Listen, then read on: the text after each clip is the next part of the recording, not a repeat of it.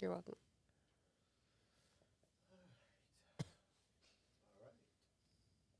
Start recording in 5, 4,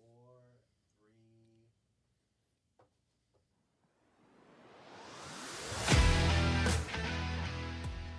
Welcome to the Black Sheep Recovery Warfare Podcast, where it is our mission to debunk the lies of the enemy and announce freedom to those still lost in the darkness and addiction.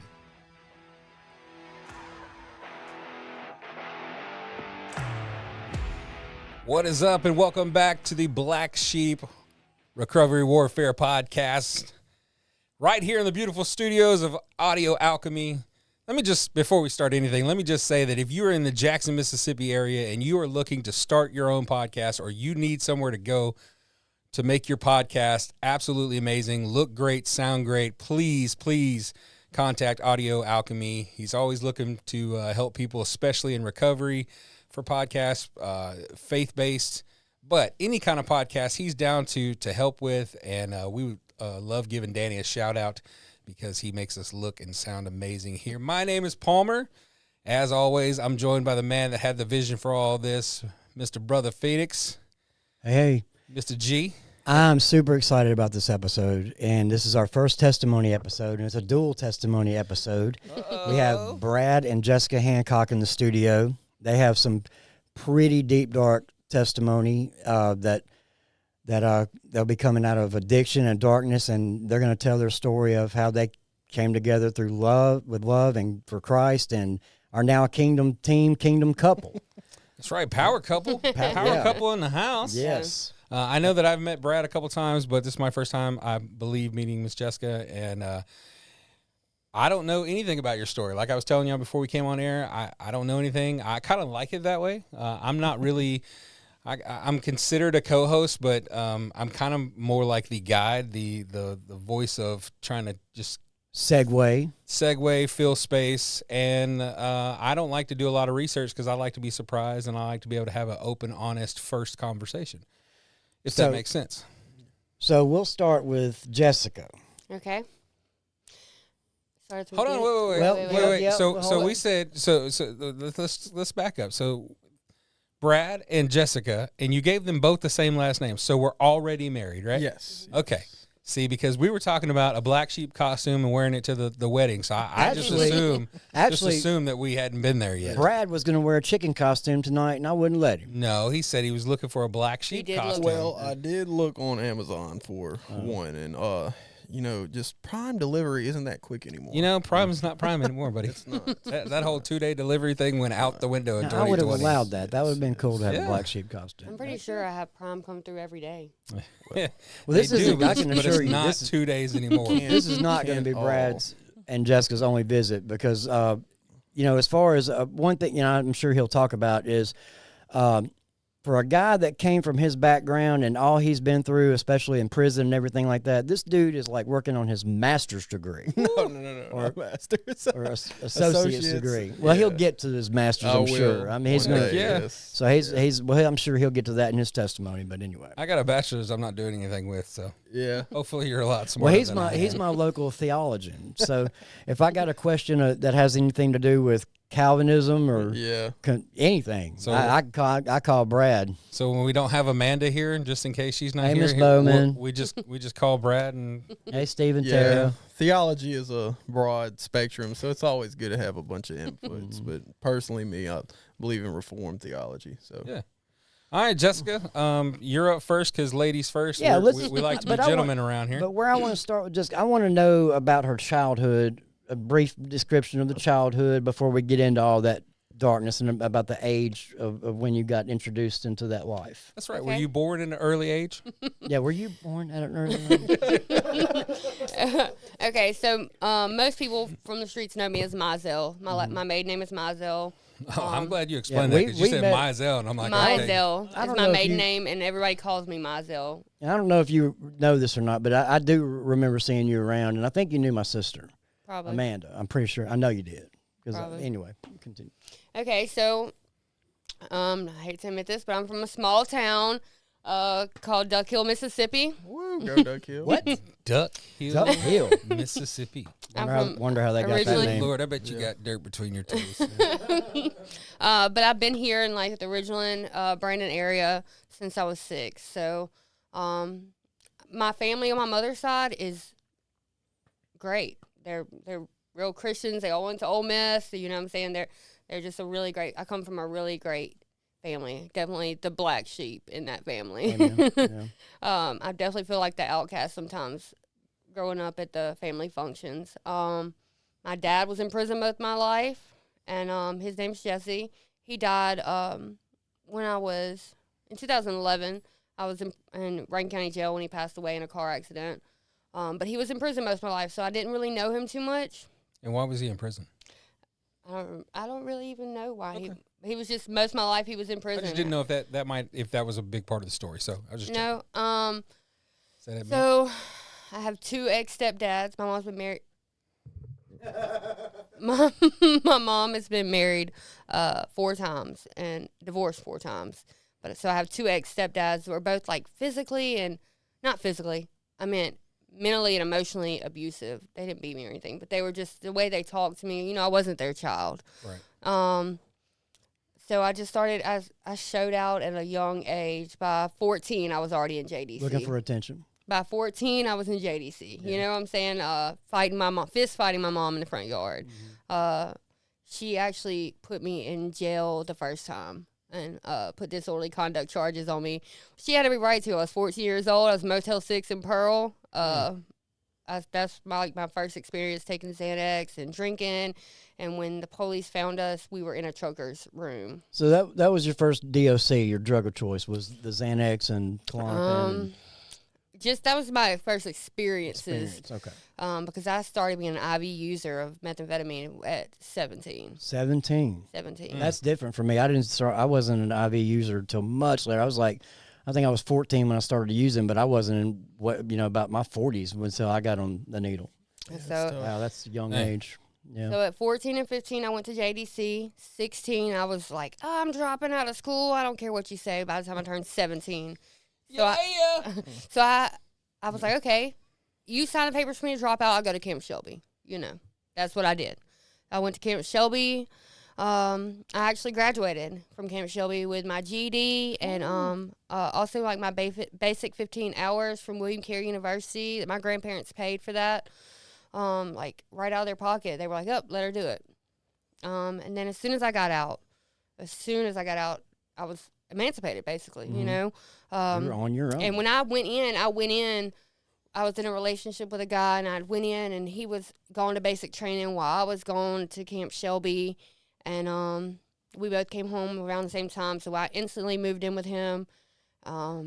His mom and all his family used. Mm-hmm. So I instantly started smoking, and 3 months later I was shooting at 17. Yeah, show me your friends and I'll show you your future. Yeah. For sure.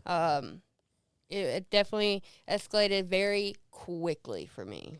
So I was 17 then. By 18, I got arrested in Illinois, Danville, Illinois, for manufacturing precursor possession of 10 to 15 grams. Wow. 18 years old. Those and I just turned 18. Coming in hot. Coming in hot. I actually got arrested with my boyfriend at the time's stepdad up there in Illinois. And you know, he held up for most of the stuff. By the time it got done, I was 18, so they got me a lawyer. Yeah, my grandparents forked out all this money. So by 18, she's got a full resume of chaos and destruction and darkness. Wow. It went very Is this quick. 18?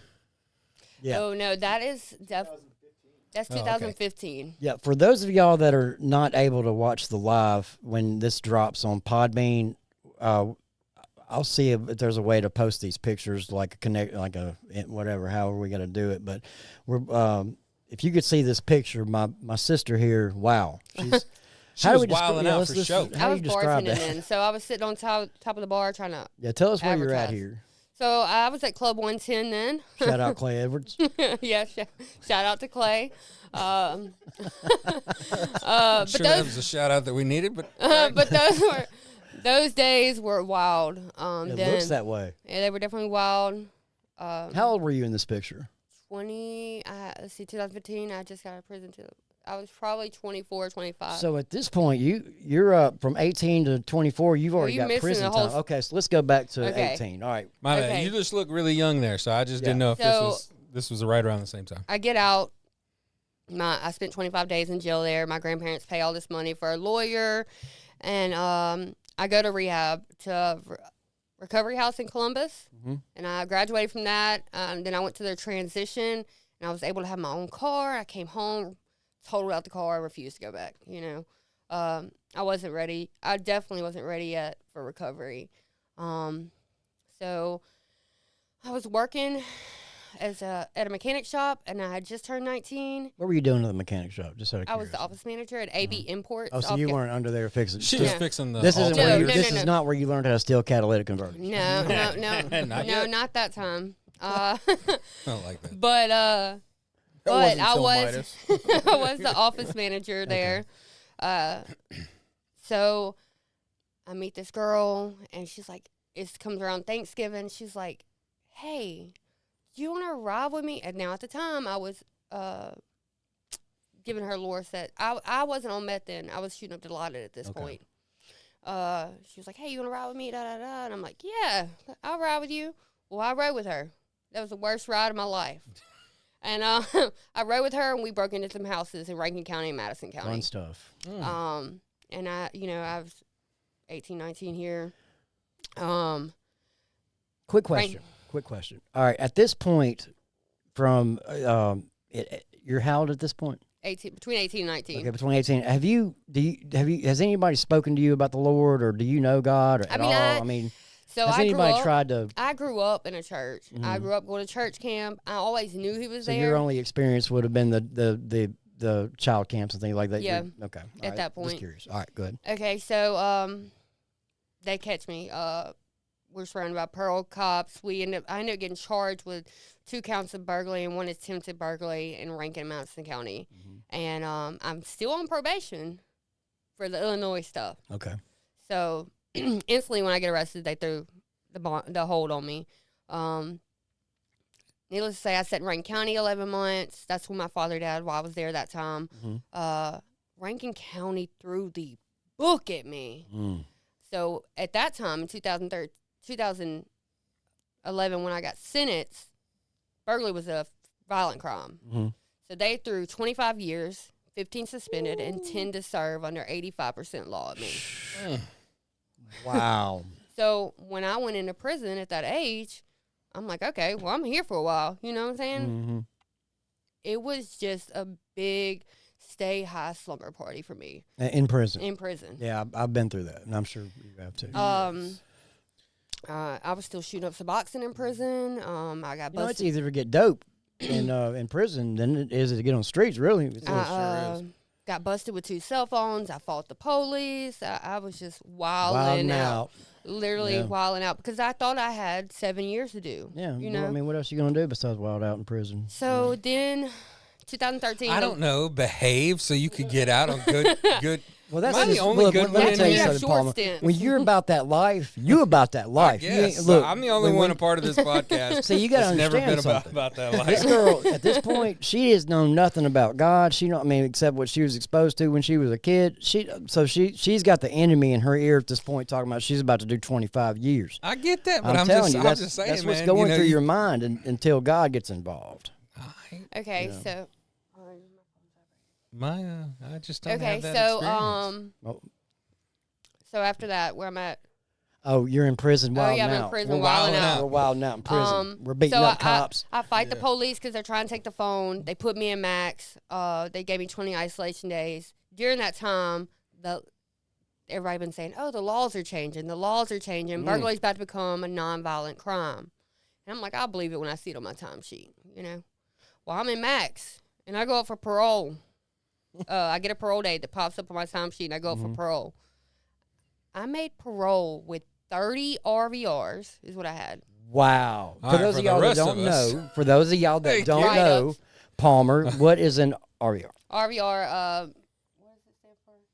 Rule violation Rule- report. Yeah, rule violation report. That is when you beat up a cop and That's you get when in you're trouble. bad. But I didn't That's just, when you get I caught with a didn't cell just phone. beat That's up the when you. cop. I was at Flowood Satellite getting cartons of cigarettes. You couldn't smoke then. Yeah. Cartons of cigarettes over. Like Yeah, anytime Living you the get life. caught with contraband or Minor you contraband, get any major kind of contraband. infraction in there, and this you get written up pretty much. yeah. Yeah. But I made parole with 30 RVRs. That's God. Yeah. But God, That's God. Now, let me say this. I was a GD tutor when I was in there. Mm-hmm. I had a whole bunch of MET days. I had lost 200 good days Mm-hmm. that I'd earned. Just because I didn't. I was living life like, oh, I'm doing this time. That's it. Anyway, so I made parole and I came home August 15th, 2014. I'm almost 24 years old. My birthday's in June, so I'm almost 24. So you were actually at this point Hey, you my had been birthday's in in prison a total of how many years? 3 years and 8 months at that time. I've been 4 times though. Yeah. What I'm saying is consecutive days and Yeah, years. that At consecutive this days, point, 3 years and almost 8 months. 3 years and 8 months. Okay. Okay. So I get out. I'm like, okay, I'm gonna do this right. Well, I don't do this right. I go home to my mom's house. I start getting back involved, and I actually did right. I got a job. I worked at Timeout Sports Bar, and I was waiting tables, and I saw how the bartenders were making money. So I was like, okay, I want to learn to bartend. You don't have to teach me how to bartend. That's what I was telling all the managers, and they taught me. They taught me how to bartend, and that's just I really actually loved that passion at the time. You know, mixing drinks and stuff like that. Then the opportunity came about right after that because Timeout lost their liquor license. So the opportunity came about for me to go to Club 110 with Clay. Shout out Clay Edwards. Clay Edwards Show. We love you. So I took the opportunity, and I was there for his grand opening, the paint parties, the glow parties he used to have. I remember those. Kind of remember those. And it's all a blur. It's really all a blur. I wasn't even But- here then. I was in Louisiana. Let me tell you something. I had some. Man, I had some good times at those the clubs. Boosie concert, the Plies I'm not concert, gonna I was there. glorify it, but, you know, Was thought it that was though? Kevin, I was there for Kevin Gates. wow. Yeah. So, all right, at this point, we've got a laundry list, okay, of charges. We've been to prison. We've We're trying to get our life right, but we're not. I was I mean, not. she's You know what I mean? working. It's like she's all right, she's working. out I of was prison. working. She's got a Being a- job, and she's trying to do right, but God's not in it yet. Right. With that She's trying to be productive. Yeah. working the Not really right. nightclub definitely brings you into that lifestyle. It certainly does. You All the know, temptation around I you. wasn't using it work, but I was up all night already, so like it was just inevitable that I was addicted to the streets Yeah. just as much as I was the drug. Just being in the streets. So we've established that you were out there in that darkness. You were certainly a black sheep, without a doubt. You were lost out in that world, That's right. and you know nothing about God. So let's kind of Or not enough. So Yeah, the next few years are just kind of a blur. I kind of go in blur- and yeah, out of let's prison. Let's get up to about where God gets involved. Okay. Actually, before we do that, so you've already. I want to talk about a little bit about your meth addiction, which I want to introduce as meth is the main entrance to hell. Where were you at when you walked through that door, that gateway to the main entrance of hell, which is meth? Where was I? Yeah, like about what age and like what was the Okay, so circumstances? I was 17 when I started shooting up. I was hanging out at me and the boyfriend at the time had got kicked out of his dad's house, so we went to his godmother's, which is definitely the trap, Yeah, and that's okay. where we went, and it just escalated from there. I was with people that shot up all day, Okay. and that's how they All right. lived. So now, all right. So at this point, you're 24ish. Mhm. All right. So let's get to where God starts to get involved in your life, with the awakening, to Jesus Christ. That's what I want to hear about. Okay, so I'm 32 now, so the rest of those years that we skip, I just go back. It's a revolving door in and out of prison. So 3 years ago, I was in a very for 6 years, I was in a very toxic relationship. Very toxic. The last 3 years ago, I guess I'll just start right there. My ex accidentally shot me in the face. Whoa. shot her in the Okay. face, Palmer, with a gun. This is where the Like hold on. Is it an accidentally? so yeah, it was definitely an accident. Y'all can't see me. I'm using my All right, so quotations. if I'm you just want- saying, like, I need to know. Are we Just to give like, us, for if you real want to give accident? more detail I can tell you a about little that. Yeah. Okay, so we were actually had a rental property off Shady Lane. Oh yeah, I see it over here. We had a rental property off Shady Lane. That's in South Jackson. Yes, and I know the area. to feed his addiction, he stole cars, and I wasn't really about all that, but people would always reach out to me like, "Hey, so and so stole my car. Can you help me get it back?" And I'm like, "Yeah, it's actually parked in my backyard." You know what I'm saying? Wow. Yeah, come on by. It was actually parked in my backyard. Boy, it's your lucky day. But we would go on 3-day binges of like arguing, and I'd be gone for 3 days. So I was actually gone for 3 days, and I was riding with some friends, and I was gonna go to the boat, and I'm like, "Hey, stop at the house. Let me get some clothes." Well, we pull up, and there's some cars in the driveway. I don't know. So I'm gonna be honest. I thought in my mind, hey, he's in there with a female. Mm-hmm. So Well, let's talk about that for a second. So, like, that's where when you're out there on that meth and when you're high like that, all this paranoia attacks you. I mean, this is how the enemy gets at you through meth. You go crazy with these thoughts, and especially if you've been up for several days. So Yeah, it don't help though that they also been fighting for a few well, days. exactly. Well, that's where So that she stems show from up too. and she's like, a lot of some these cars fights, I don't know. I'm on, she might probably high. a lot of these fights, they start with this paranoia. I mean, you can literally be sitting next to the person and they can be scrolling through their phone like, who are you talking to? yeah, Like who? it definitely like- enhances it. Yeah, it definitely enhances all That's of that. called marriage. And it's all enemy. But that, yeah. Who Anyway, are you talking to? So I go and try to open. There's 2 doors to the house. I go and try to open one door, and it's like, you know how you can take like a knife or a crowbar and put it in the door to jam it. No, There was a- No, none of us Okay, know. well, for our okay. listeners, Okay, for our well- listeners Well, out thank you. there, this is how you break into a Not house. to like Nice. break in it, but it was jammed where I couldn't open it. It was Oh, jammed gotcha, where yeah. like he had it jammed in the floor where I couldn't open he it. didn't want nobody coming in. Right. Yeah, So yeah, he had a screwdriver or So something. I Yeah.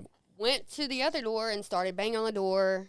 Well, when I started banging on the door, the guy that was in the house with him was like, "Hey, it's them dudes you got beef with," because he had took a big dope boy's vehicle Yeah. that was in our backyard. Mhm. So I'm like, I'm going through the window.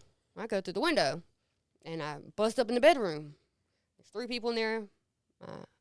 The dude I was with at the time and 2 other people. And as soon as I opened the bedroom door, he shot the gun off. Wow. So he thought you were somebody else Yeah, coming he thought in I was them. to attack him. Yeah. Okay, I could see how that would be an Okay, accident. that's an accident. I will say that looking at this picture, though, I mean, It came out back it's- here behind my ear where there's a Oh, ball. okay. Yeah, we do have a so- couple more pictures. So okay. It came out right that here. looks See, like at this point. This looks like a graze. That's why I was Yeah. like, No, it okay. definitely went It actually in. went in and Yeah. went through your cheek and out the back behind your Yeah. ear. Yep. Yeah. Man. Wow. God So- definitely had a plan for Yeah. you. So are you because- about healed? You're a little bit healed up in this picture, aren't Yeah. you? Can you put up the other picture? I don't think I Dan? sent the other one. Oh, okay. All right. Is that the only other? I didn't send it to him. Oh, okay. The one with my face is swollen out like a pumpkin. Yeah, the one where it comes to the Oh, exit one. I yeah, didn't that's send that one either. definitely what we want. Okay, so Your discretion. my is friends advised. load me up in the. My friends that were taking me to the boat, he takes me out to the car, puts me in their car, and it's like, take her to the hospital. He doesn't come with us. Anyways, I so wouldn't Skip- either. He shot you. well, I told the police. I told the police at the hospital that I shot myself. Oh. Because they have to call the cops for a gunshot wound. I told them I accidentally did it myself to cleaning a rental property. I was just covering. You know what I'm saying? We'd been together for 6 years. I was covering for yeah, him. I got you. So that was a big event, and then right after that, a week later, I'm still riding with him in a stolen vehicle, and he was like, "I'll kill you, me and both." And he wrecks the car, flips it 3 times into the light pole, and leaves me at the scene of the accident Wow. with a broke foot. So at My this face point, is still swollen now. This is a week after he shot me. wow. So at this point in the story, not only should we be in prison, and we're not, but we should be dead. Yeah. So this is kind But of where God. like I feel like God was Yeah. was doing for But, me at that he was time. saving you for something. He was. Okay. I definitely feel like that. This guy sounds like a winner. I'm just saying. Yeah. He did. No Good guy. worries. He's in good guy. prison for a long time right now, but not because I put him there. Well, we're not here to talk about it. Yeah. No, I'm just saying, like, We for prayed a couple times. Yeah. right. Well, pray for your enemies. We do. Oh, We do. We pray for our enemies around here. Amen. So So this is where it kind of comes up to like, so I have a broke foot. Mhm. I'm staying at a friend's house, but I have some pending stuff. So I'm out on a misdemeanor bond in Clinton, and Neil is my bondsman, and he calls me. He's like, Jessica, you got to show up for court because I just missed a court date. He was like, they're gonna send the marshals out for you if you don't come to court. Well, I've been running from MDOC for 2 years.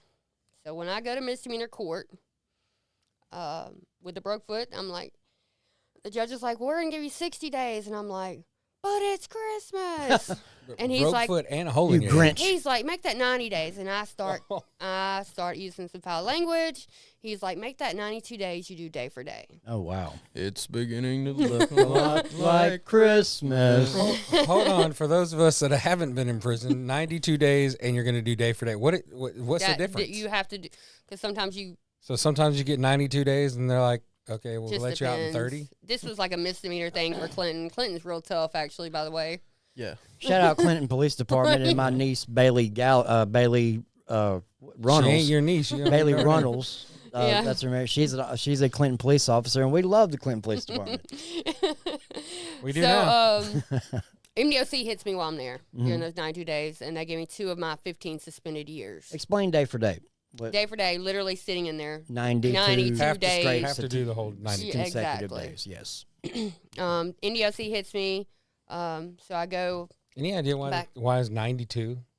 Because I made him mad. She was. I was She being was. No, I very got that, but vulgar with he him. went 30 to 60 to 90. 90, and then 92. That's where we draw the line. That's right. It's That's like, why I'm just curious. Like, what? not 95, 2 extra days? not Yeah. 100. A little not- extra for good measure. Just- Okay. All right. My bad. Let you stew a little bit. Yeah. Let you think about what you've done. Um, Put you on the naughty list.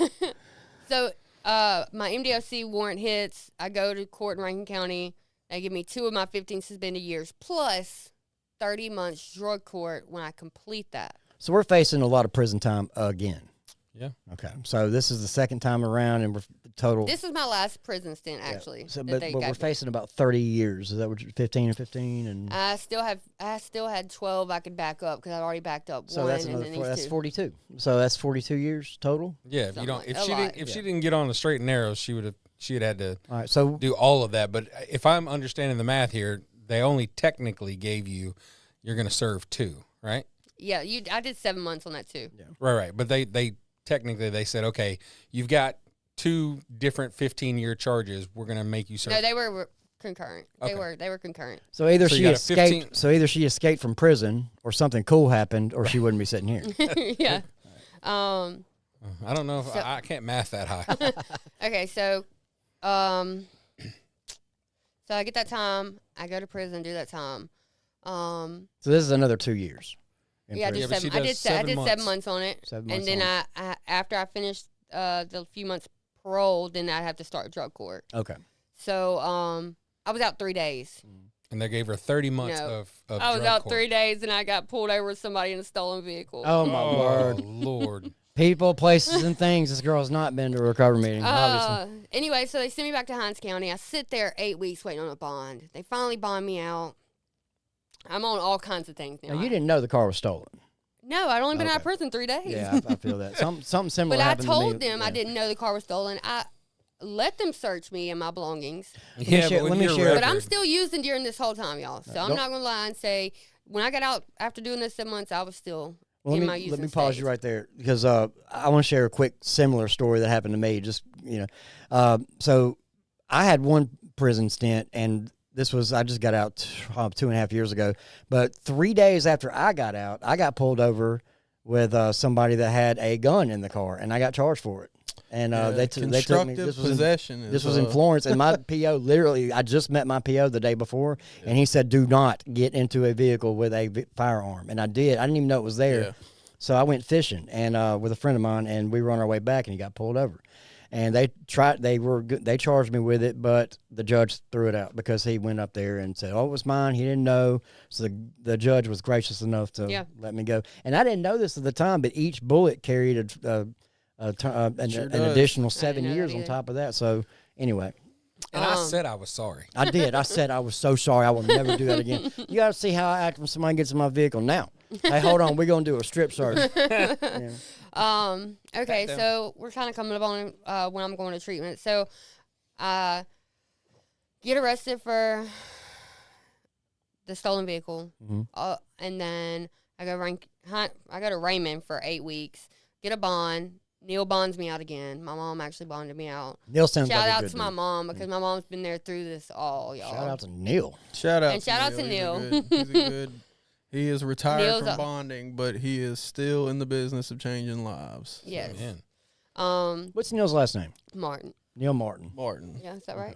Did I say that right? I think it's Neil Martin. Yeah. Martin. You ought to know him pretty well. I mean, I don't know. I just made the payments. You know. I got you.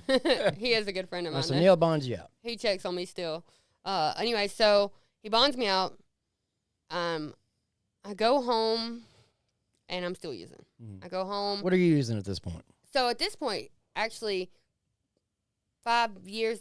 Last 5 years of my addiction, I quit shooting up because I had Hep C. I got treated. I did the treatment, got rid of it.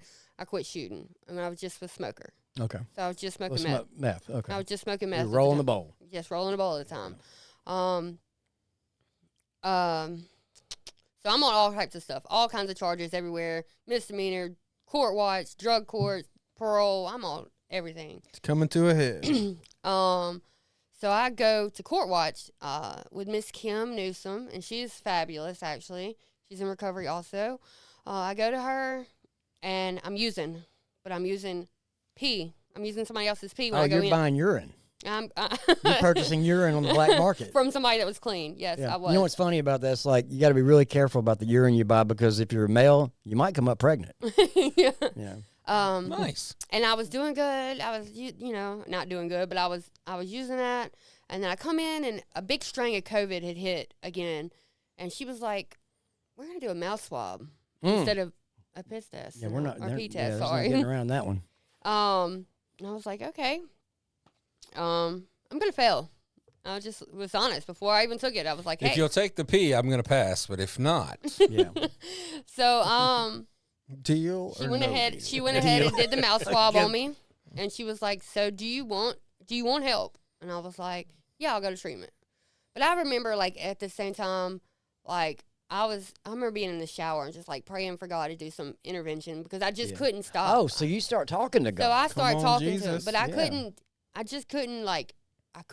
let it go. Okay. Like, it was so bad, like, I'd wake up and have to smoke. Like, it was just one of those things.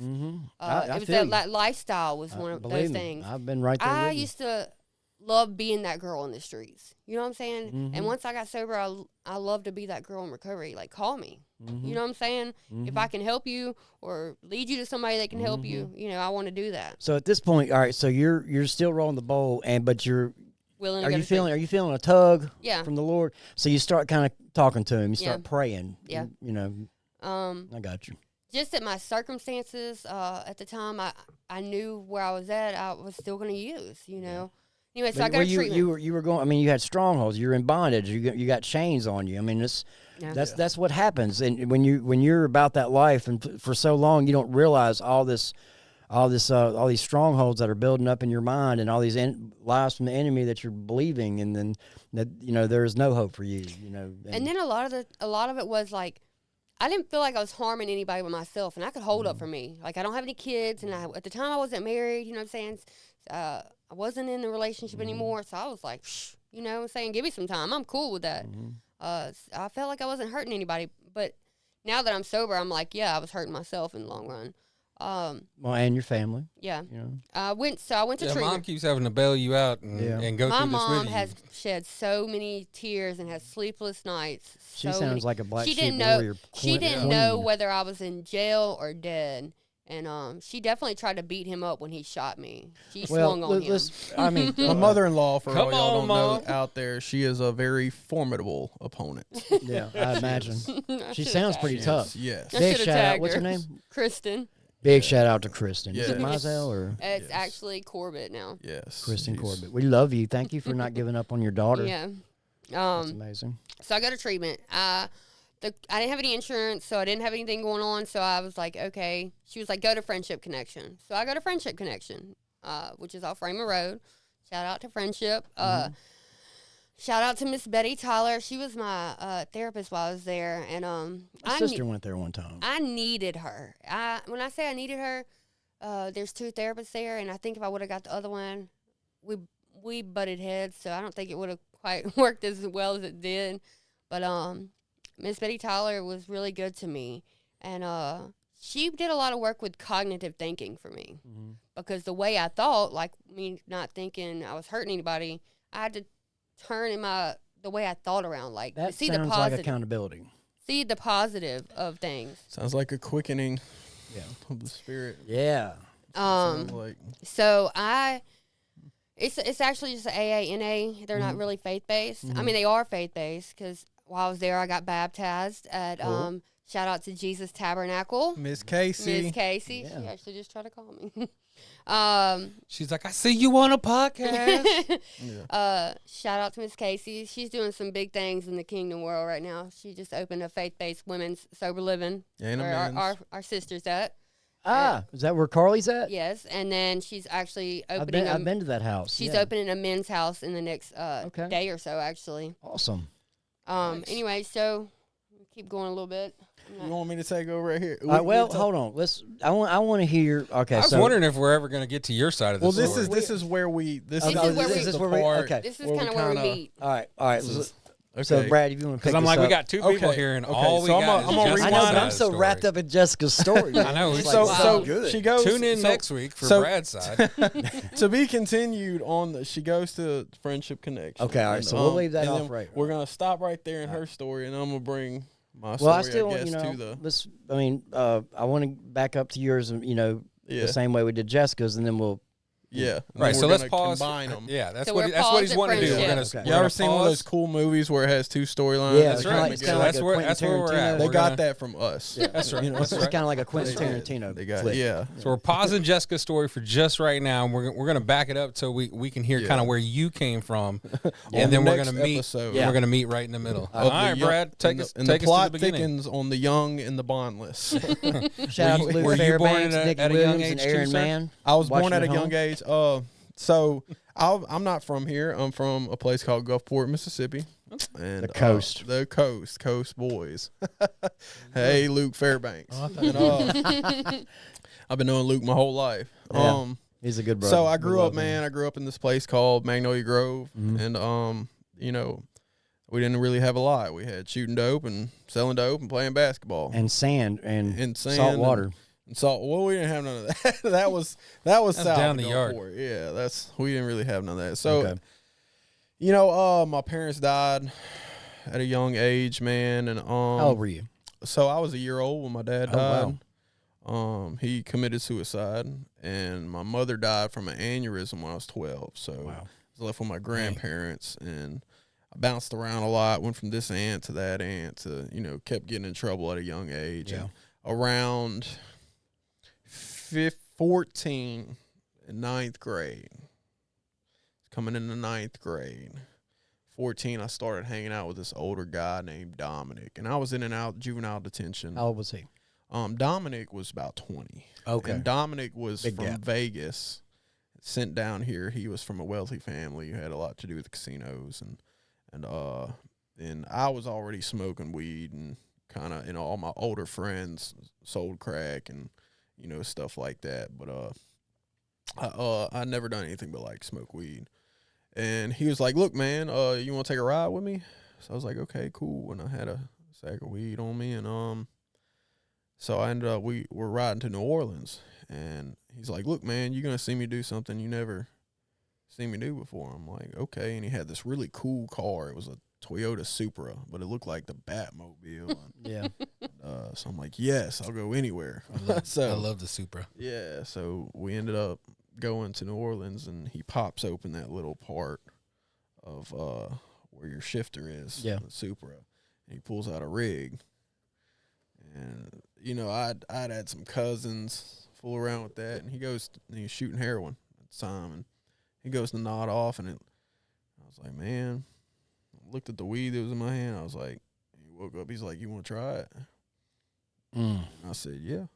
I was 14, and he shot me up, and instantly something happened inside of me,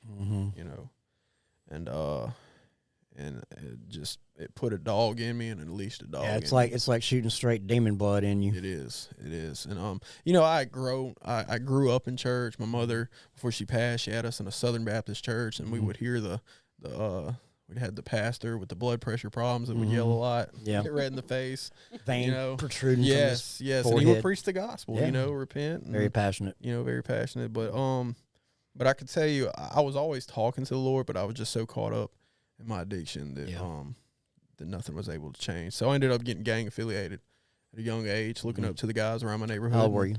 That was right after that. I was 15. 15. And around 16, 17 years old, going back and forth to juvenile detention and stuff like that, man. I ended up, just thugging it out, man. I'd go move to this aunt, that aunt, get in trouble up there, come back down. And it was all, I would just rob, steal, kill, and destroy in the name of getting high. Just like Lucy. Yeah.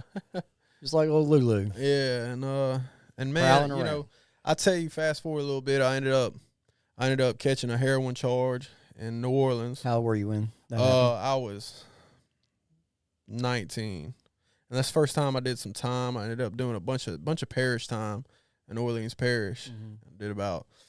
That's a Louisiana thing, in case y'all don't know. Yeah, parishes, they under don't some get in different type trouble of in law. Louisiana. They don't want to let you go. You know what I mean? But this was around the time where they had the 60-day rule to where they had to bill you. And if they didn't bill you, which is we call it indicting over here, then they would have to let you go. Well, they ended up billing me on my 59th day. Oh, wow. At Of course midnight, Yeah. So I ended up, I went from the tents to the new jail to the HOD and, all that stuff over there. And, over there in New Orleans, they didn't have the gangs that they had in Mississippi. So by the time I got in New Orleans, I came back.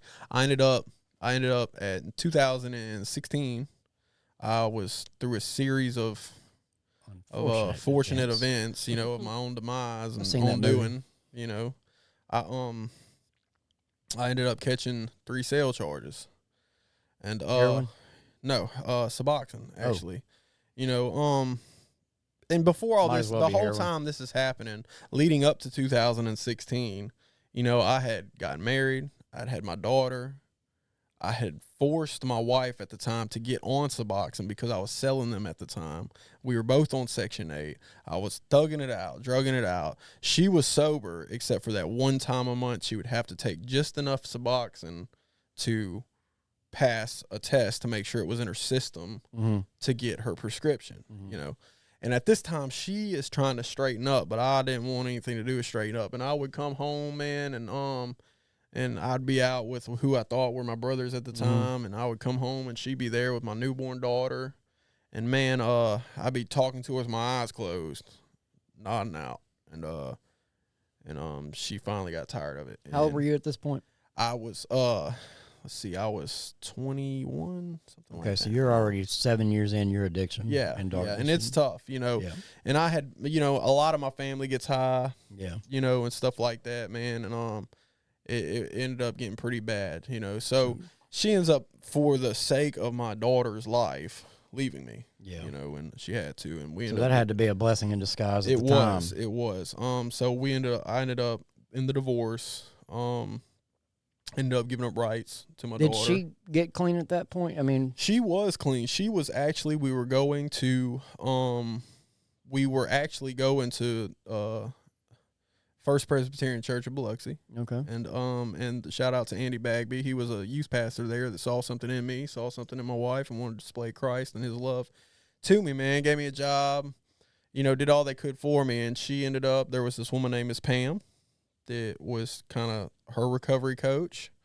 And she said, look, you need to leave that dude because he's, you got to think about your daughter. Yeah. And I didn't understand at the time. I'm like, you're a church. How could you? Yeah. But it was just the reality of it, man. Sure. So fast forward a little bit, man. I had ruined my marriage, ruined my relationship with my daughter. She told me, "Hey, we don't want anything to do with you while you're like this, for obvious obviously, reasons." Yeah. Right. So I ended up catching 3 sale charges, sale of Suboxone ×3 to an NBN agent named Jamie Johnson. Yes, folks, Jamie that's his Johnson real arrested name. you. Yes, that's actually Jamie. that's actually his real name. And man, I ended up going up the road, gang affiliated up there, thugging it out. I immediately entered into security when I got up there. Mm-hmm. And For those of y'all that don't know what that means, would you? Okay, so when you're in security, when you go to Mississippi Department of Corrections, gangs run everything. So when you're in security, that means that you have a number and you're on a roster that's constantly updated with the gang that you're a part of. And different organizations run it different ways, but you're either off deck or you're in security. And if you're in security, that means you're actually in the gang. You're official. And and there's politics. Is this a good thing? No. Well, if you're in prison, it is kind of. Now, when I went up the road, since I was already affiliated from the streets, it was like, okay, whatever. I just fall in where I fall in. Yeah. And when you walk through, the first thing you see when you walk through the zone door is they got 2 people waiting on you, and that's the first thing you're asked is, hey, are you this, or hey, are you this? Because depending on which one you are is where you sleep. They're going to take you to where you sleep. They're going to introduce you to your brothers, and they're going to tell you what's going on and how the zone is ran. And ended up doing that, but see, what they don't allow you to do is get high. Well, guess what I had a problem doing? Getting high. So the gang members in the prison won't allow you to get high. Absolutely not. They don't do it because it causes conflict. You can imagine the abundance of issues that it causes with other gangs. Okay. Gang members get in debt to other gang members, and then there's conflicts when it's not paid. It's very structured. Okay. Yeah. I'm so telling it's you, a good thing, but it's not a good thing. The community of it's very political.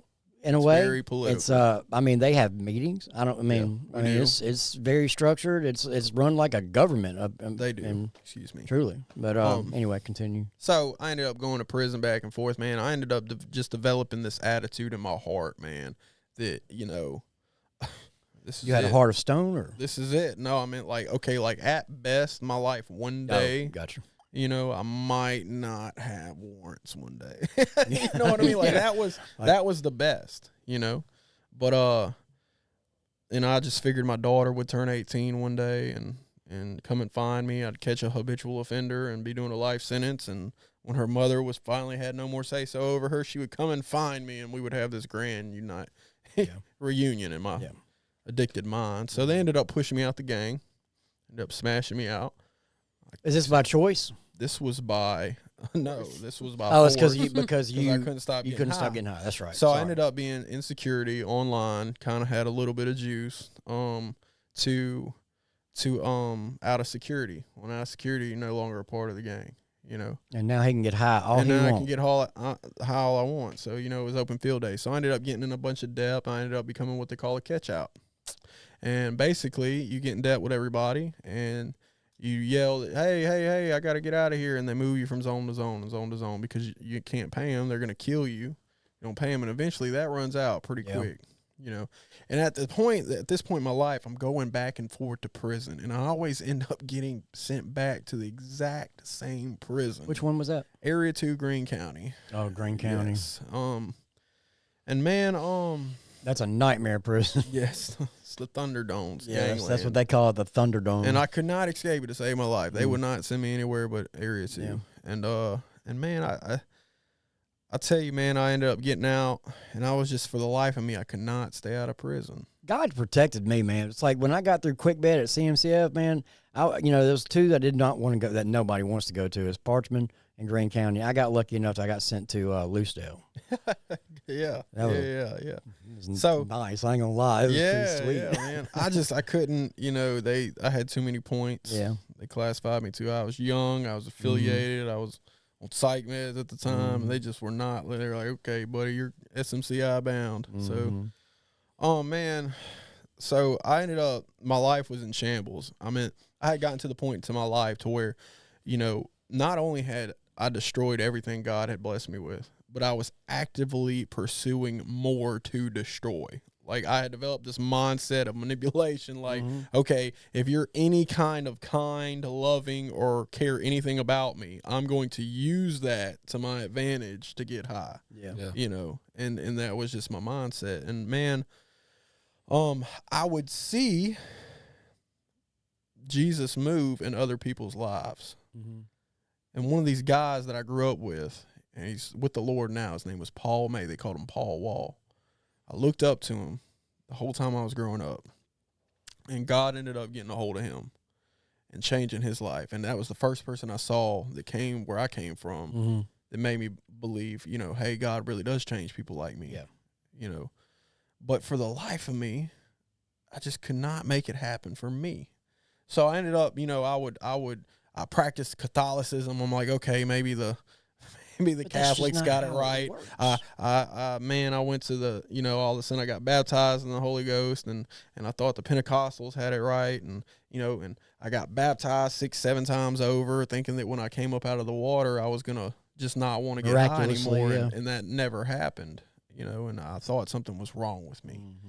And what I came to realize later, did you feel like unwanted by God? Yeah, and I would constantly pray, and I remember there was times in my bathroom when my daughter was crying in the next room. I'm on my knees with a spoon and a rig crying while I'm getting high. I'm like, God, please just let this one take me out. You know, I can't stop it. And I was just like, okay, whatever. I'm just going to either nod off or catch a habitual, and that's going to be the end, you know, but God. So COVID hit. I was in Florida, and that's actually where this picture is from. Shout out to Escambia County. I was in Florida, man. Tell us about this picture. So this picture jacked up, was the very last. This picture was the very last picture of that man you see right there. Is that man dead and buried? That man you see died with Christ. Do you know where the body is? I do not. But it's I probably know the guy that unrecognizable, afterwards rose. Yeah. And will rise one day. That's right. And man, so I was 100 pounds soaking wet. I was staying in Escambia County. I was staying in Pensacola because that's where the heroin was. I would usually go to major cities because there's not a lot of it on the coast. There's, you know, easy to the point to where I needed it. My demand, they didn't have the supply that I needed, so I would have to go. So I ended up going to Pensacola, Florida, and my hustle was I would rob Coke machines. I'm not going to get into like that. Like at gunpoint? Like you walk up to a Coke machine and right. Give me all the quarters. Yeah, give me your Coke. So I was the Coke machine kid. I knew a trick to get all the money out without breaking into it. So long story short, we're not man. Going to teach the listeners how to do this. There's So there's this service road. It's kind of like what we would consider frontage road. With all the motels on it in Escambia County, Florida. And I had gotten away from the police there about, 2 times already on foot. I was wanted in Alabama. I was wanted in Louisiana. I was wanted in Mississippi. And you felt like you were unwanted by God. Yeah, and I felt like I was unwanted by God. Everybody wanted you but God. I was honestly, I was constantly talking to him, and I had just developed this idea, this crazy drug-infested idea, and I was shooting meth. I was shooting heroin. Heroin was my DOC, but I would shoot meth when I was dope sick, just enough to go and make something happen. And usually it's a gamble because if you don't make something happen, you feel like that much worse after. Did you ever get to a point where you were mixing them? Oh, yes. Oh, yes, man. Me too. Plenty of times. And I would be crazy, man, and twacked out, man. Bad. I'm talking about the thoughts that come into your mind in that state are insane. And, man, I tell you, it was Jefferson Davis Highway, Pensacola, Florida. It's right there by the mall, right off the interstate. And I was riding this bicycle, and from this motel that I just hit the change machine at, and I'm going to the other motel to meet my dope man. So I had about a point left in my pocket and a rig, and then my burglary tools, what they would have considered them as. And it was nighttime, and I seen Escambia County. They got the big Tahoes with the brush guards on the front. I seen them sitting over there in the parking lot. I said, oh, man. Here we go. Here we go. And I'm riding, and then all of a sudden when I'm riding, I tell you this was God, the chain breaks on the bike. So I got to get off the bike right in front of the police that's just sitting there in the parking lot. There's lights on facing me. So I start walking. Well, I look over, I see him because he has to go because there's curbs. Yeah. He has to go back to the road that turns on the frontage road that I'm on and come back. So all of a sudden I'm walking, and then I hear, and everybody knows the sound if you're listening out there. Whoop, whoop, whoop. No. Oh. The purr of the engine and the screech of the brake pads. You know what I mean? Yes, Where sir. you just know in your soul that this is it. Well, boys, I had a good coming run. for you. You know? So instantly I heard the screech, and then the only thing I heard was, don't. And I guess it must have been the same officer that had been playing cat and mouse with me. Yeah. You know, because as soon as he said don't, shoo, I took off. Gone. You know, I took off, and I ran across the highway. It's a 4-lane highway with a median in it, and I'm playing Frogger trying to get across. And, you know, I'm like 100 pounds soaking wet. So by the time I made it halfway across the road, I'm out of breath. So I go into this U-Haul place. I throw the needle. I throw the heroin, and I'm, you know, trying to hide behind this U-Haul. Like, he didn't see me go there, and I hear, whoa, whoa, whoa, whoa, whoa, whoa, whoa. You know, the police are coming, backup's coming. So he pulls in, I take off back across the same highway that I just ran across. At this point, you have to understand what's going on in my mind. I'm thinking that I'm going to prison for the rest of my life. Yeah. You know, and I'd been up for like 6 days, and you know, I know I'm going to be dope sick, and I'm just like, man, I'm not going, and I'm thinking about all the gangs that I still owe in prison. Yeah. You know, and I'm just thinking, and they don't forget that. You know, no, absolutely not. They do not forget that. They keep records. It's crazy. They keep records. I'm telling you, it's very structured. They do. And see, I had stopped right there in the median, and man, police were coming from this way. Police were coming from the other way, and cars were shoom, shoom, shoom, flat passing me by. Yep. And man, at that moment, I just knew, and I jumped. Mm-hmm. That's the last thing I remember. Then I remember, sir, are you allergic to anything? And somebody's cutting my shirt off of me. So what had happened? The police hit me. With a vehicle? With a Chevy Tahoe. I got a mouthful of brush guard in that picture. How'd that taste? So, yeah, I don't remember none of it. I remember waking up mummy wrapped in Sacred Heart trauma unit. Let's hear about the extent of the damage that was done to your body and the truck. So in that picture right there, I don't know about the truck, but I know that in that damage right there, I was asleep. I'm in a wheelchair. You know, all of my head was peeled back, and there was gravel and glass stuck in my head, in my nose, and in my face. My whole side was scabbed up. I couldn't walk. I don't remember that picture. I remember waking up one time in the trauma unit to a cop saying, "What's your name?" And I tried to give him my brother's name, and they're like, "That's not your name. What's your name?" And I'm like, "All right, I got some warrants." I don't know. You hit me with a truck. Yeah, so I don't remember. I think I would have went for amnesia. Yeah. I don't know. I was unresponsive until the lady came in, the nurse, and she's like, "Well, the doctor gave you a Lorset," and I'm like, "Oh, thank the Lord." I woke up. I came alive then. So, I get to jail, man, and go for the judge, and the judge is like, "Oh, you're the one the police ran over." I'm like, "Yeah." So they end up transport me. Does that get me anything off my sentence? Yeah. So they extradited me back to Mississippi. I ended up going to prison. They told me, they was like, "Look, and this was God looking after me. My warrants, they waived and diminished my warrants in both other states." It must have felt you bad. know, they hit you with a truck. Florida didn't charge me with anything. They must have felt sorry for him too. That dude got hit by a truck. And man, I got up the road, man, and I still was getting high. But I went back to the same exact prison. I went to Area 1 this time. It was COVID, and I was in quarantine.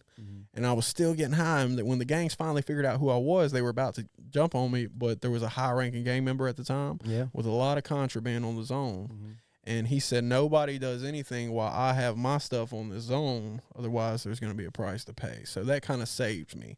So they told me. Can you explain why he?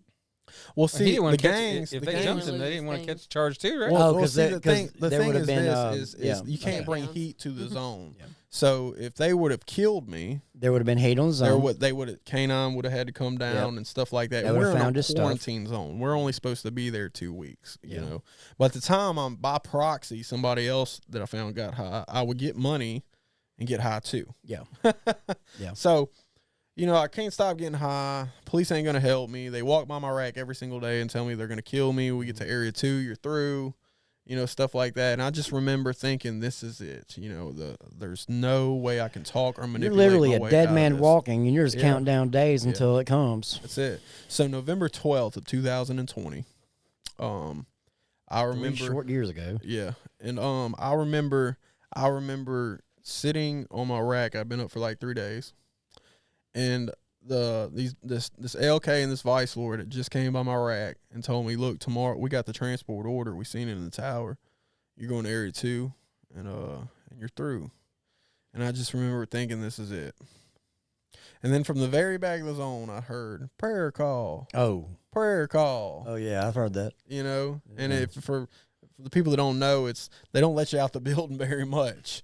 Yeah. So the believers on the zone have their own prayer circle and their own church service. And on the this zone. happens every day at a specific time. And I could speak Christianese real good. Yeah. I knew all the verses. I've been to faith-based rehabs. I've probably been to every rehab there is in Mississippi. And left some girl I was planning to marry. I seen that That crazy post. That was an amazing Joker post, and by Harley the way, Quinn walking out of rehab. And man, I Wish she remember followed thinking, in love.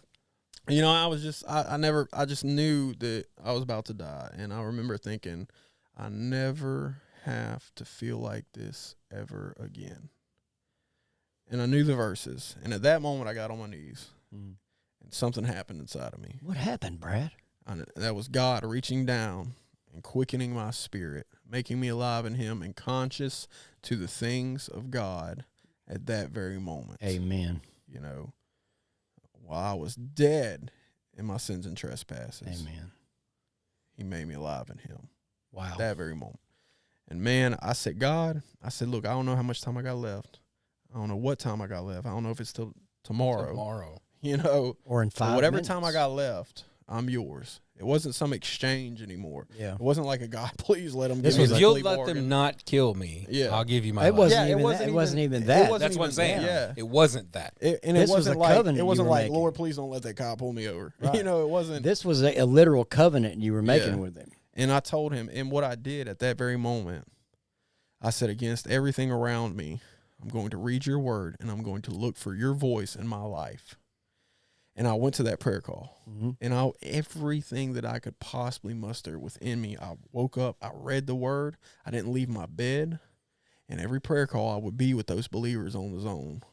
And man, they ended up telling me, look, man, read 2 Samuel 22, which talks about God being a fortress and a deliverer and a stronghold. And this is one of the very many, it's also Psalm 18. It's one of the very many scriptures we have about the Lord's protection. And I was like, okay, God, I don't really see it, but you said it, I believe it, and that settles it. Amen. Amen. And throughout a series of events, man, I tell you, I ended up just seeing God's promises in the scripture come true. Those same people that told me that they were going to kill me in Greene County, I got to see give their life to Christ one by one, right before my eyes at an altar call in Greene County. But God. Hold on. I need to know what happened the next day. The next day, Okay, because you're going to section 2, and you're through.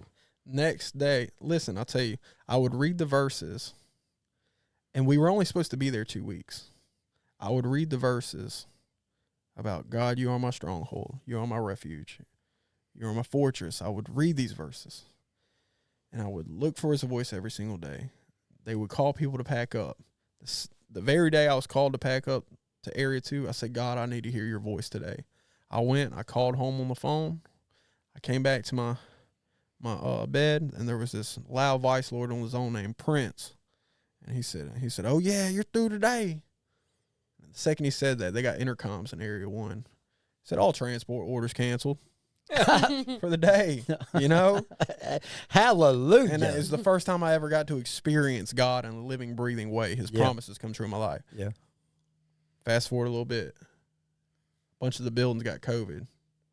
So they had to wait longer. So we're on And lockdown. pretty much lockdown. couldn't now. transfer me. So I'm steadily growing this whole time. I'm steadily churning and Okay, that makes a developing whole a lot more relationship. sense. So God with my- unleashed COVID on the world to save Brad's life. Thank Yes. you, Jesus. Thank Yes, you, Jesus. the sovereignty Thank you, of God. Jesus. Us Calvinists love Wow. that. Could have But, left the rest of us alone, but appreciate that, Jesus. And man, I ended up going to Area 2.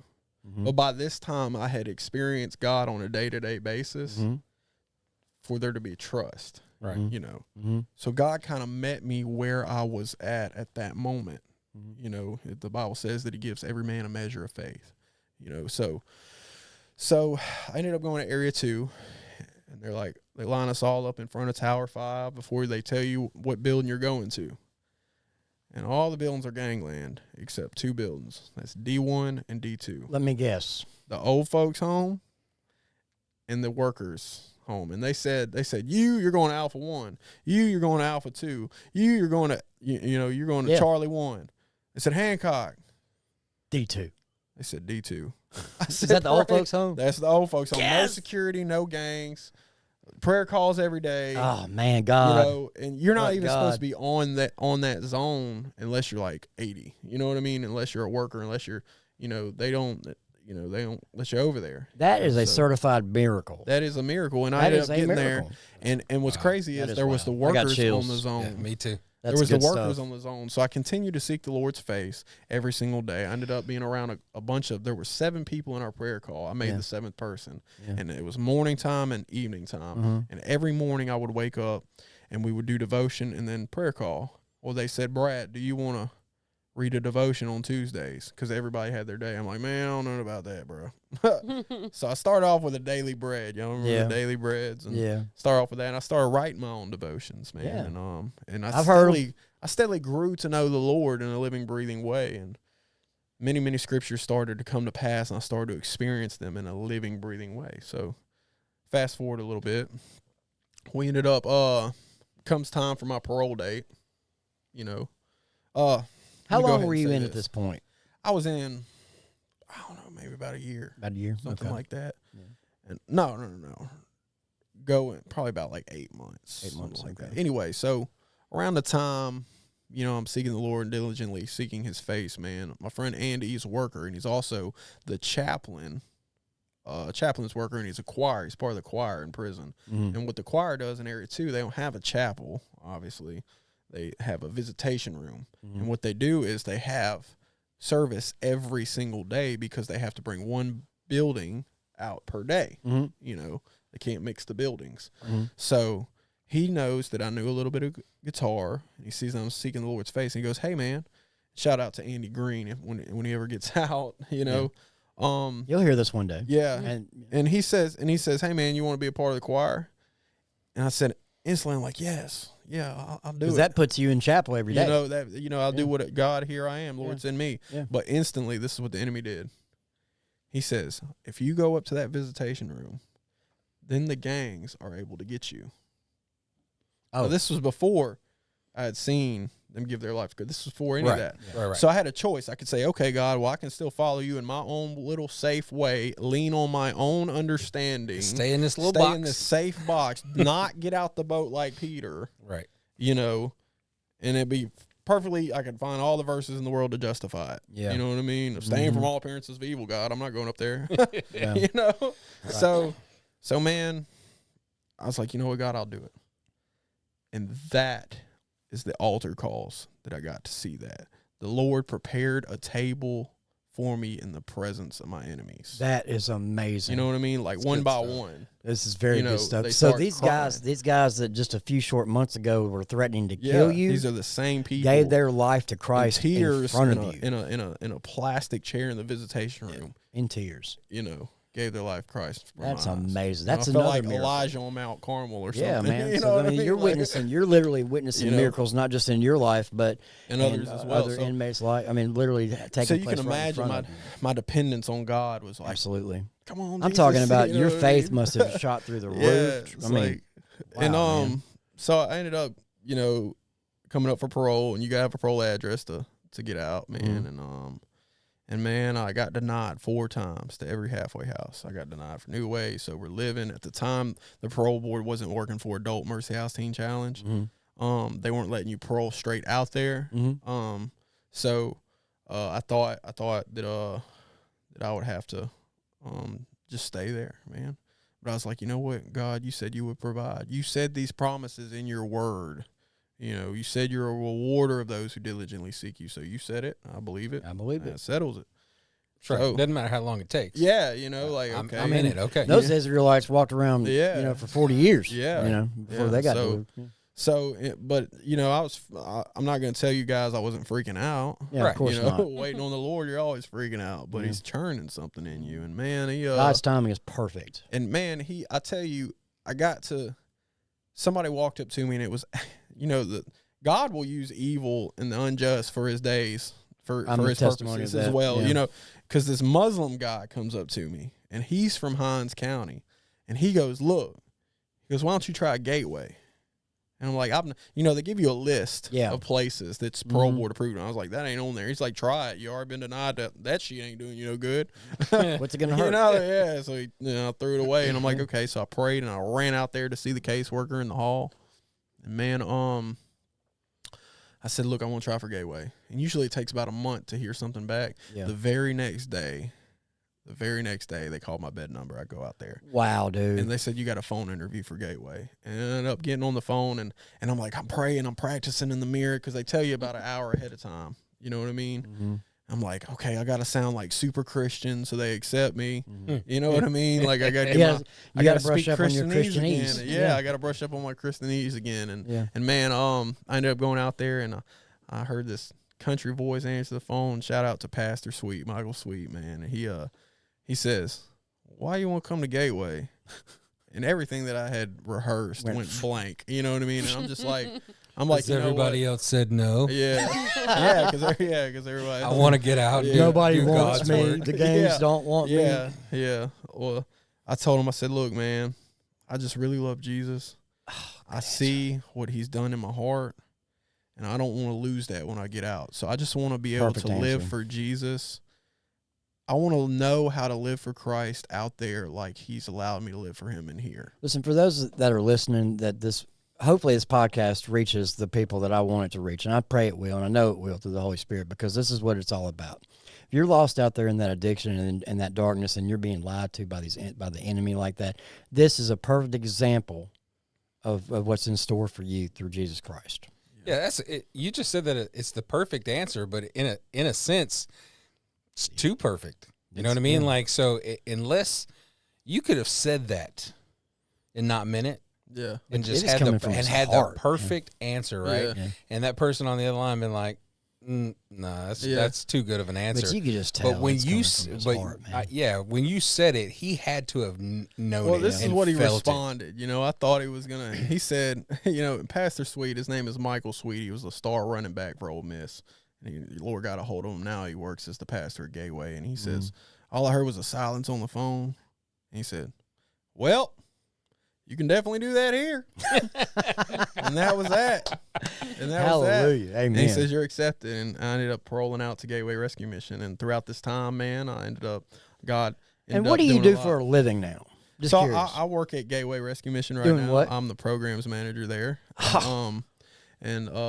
We That's a full house circle. and feed the homeless, and we run a new life discipleship program, and that's what we run right now. And So I'm you're a part of, basically and- you're walking in your calling is what you're doing. Yeah. Right now. So Yeah. to back up a little bit, Yeah, go I'm ahead, in the program. It's a 6-month discipleship program, and mind you, when I got out of prison, my Greyhound home, the guy next to me had a sack full of Roxy's and a sack full of ice.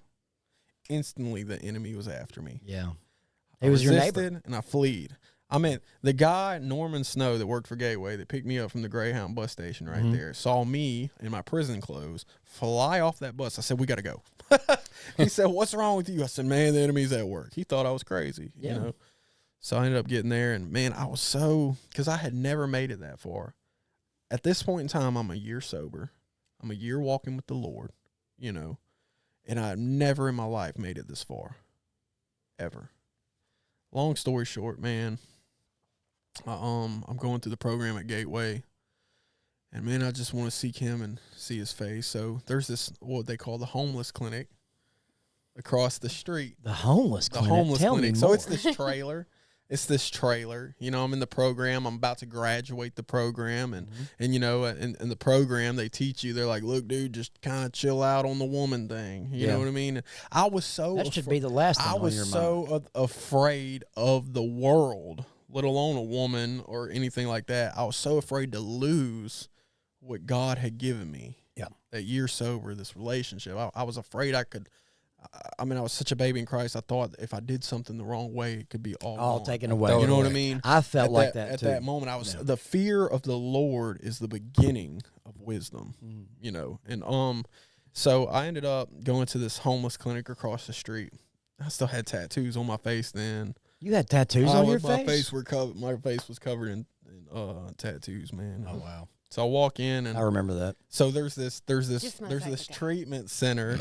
There's this treatment center there that goes there as well, because what it is it's an indigent clinic for homeless people in treatment centers. People who don't have insurance, they see you, and it's right across the street from Gateway. I ended up going across the street, and there is, and this is the moment where there's two stories this is where we right meet. here. This is the meeting of the minds. The meetings of the mind. So this is so. Let me say I was a month sober. You were a month sober and you were a year. Oh, and I was a year not sober. ready. I was still hot in there. Yeah. Let me just So say that. she's cat calling. I like to call it at the Yeah. at the she's like, hey, what's your name? Hey, boy, hey. She was coming on strong, and I was sweating bullets. I was afraid of her. I was so scared. I bet I'm you're still sitting there, afraid of her. I'm looking at the floor, and I'm just like, man. She's like, you kind of fly. And he's like, you look like the devil. Yeah, well, I mean, she looked really good. I mean, she had like this spaghetti strap on, and she was talking to me, and she was chopping You and had that swapping. other picture of her where she's standing up on the bar. Yeah. That's This is probably what she still look like. Is that what you No, I she was a lot looked a bigger. lot better than this. I was a one. lot She better. she was a lot better. I mean, Okay. I don't think I would have Because went. I had been back and forth to prison at Yeah, that I point, got so I had a you. little bit of Okay, weight on yeah. me still. But we had kind of shook back. It wasn't like a Tales of the Crypt thing. I got but you. It was, Okay. So I was like trying to keep my eyes. I'm like, seek But ye heavenly things, not earthly things. You like, were immediately attracted to him. Yes, Oh, yeah. she was. He had all she the was face like, tattoos still. I was like, Do you I miss was them? ready. You missed the face They tattoo? were gone before we really got Oh, okay. serious. So So this is what happened. So I ended up going back there, and the nurse is checking my pulse, and she said, "Man, your blood pressure's up." I said, "I know it." And she said, So I ended up leaving, and I stormed into my director and Pastor Sweet's office, and I'm sweating bullets. I'm like, What's wrong? and they're like, he looked up at me just like this. He said, "What's wrong with you?" I said, "Man, I just seen a pretty woman, man. We need to pray." He fell out laughing. He said, "Yeah, we need to pray." Now, before I left that clinic, now one of the first things he actually just said to me was, he put his hand up. He said, "I'm trying to fall in love with Jesus." as we were leaving the Hey, clinic, man.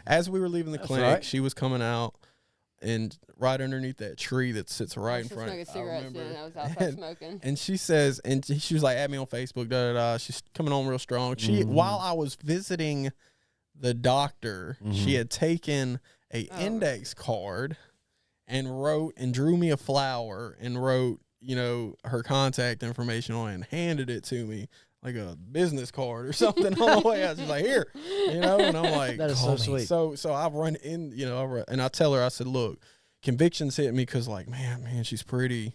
She's beautiful, but I'm like, God, I know this is, Man, you didn't not know the ready. Lord was showing you something at the time, did I didn't you? know it, but this is Yeah. what I told her word for word. When And I he said, walked look, away. I said, Jessica, I said, you're a very beautiful girl, but I'm going to add you and let's just pray. But right now I'm trying to fall in love with Jesus.